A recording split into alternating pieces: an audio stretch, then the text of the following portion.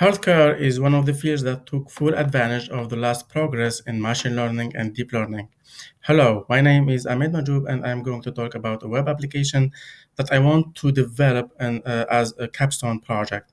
So, this web application will take X ray images and try to predict the disease corresponding to this image.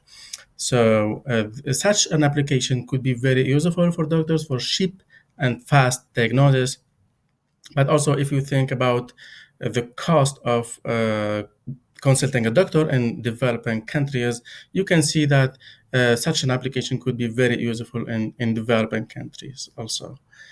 So the data that I'm going to use for the model is 100K images published by the NIH. This is a sample of the images, and each one of these images is labeled with the disease corresponding to this image. So we have about 13 different diseases, and this is the histogram of these diseases present in the data.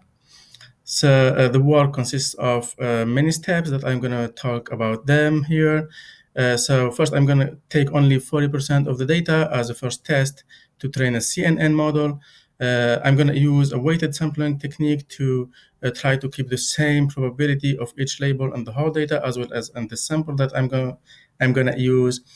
So the first step is to clean the data, the labels and the images, split the data into train and validation sets.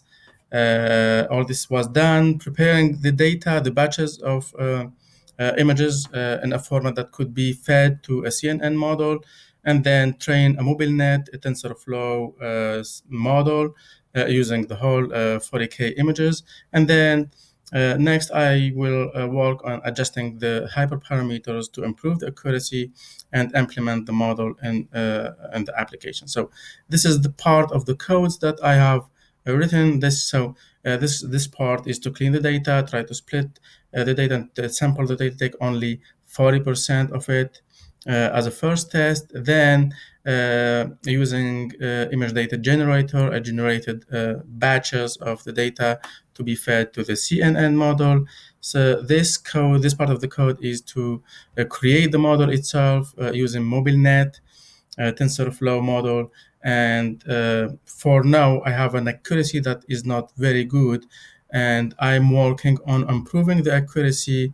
And the step after that is to implement this model as a back end to my application.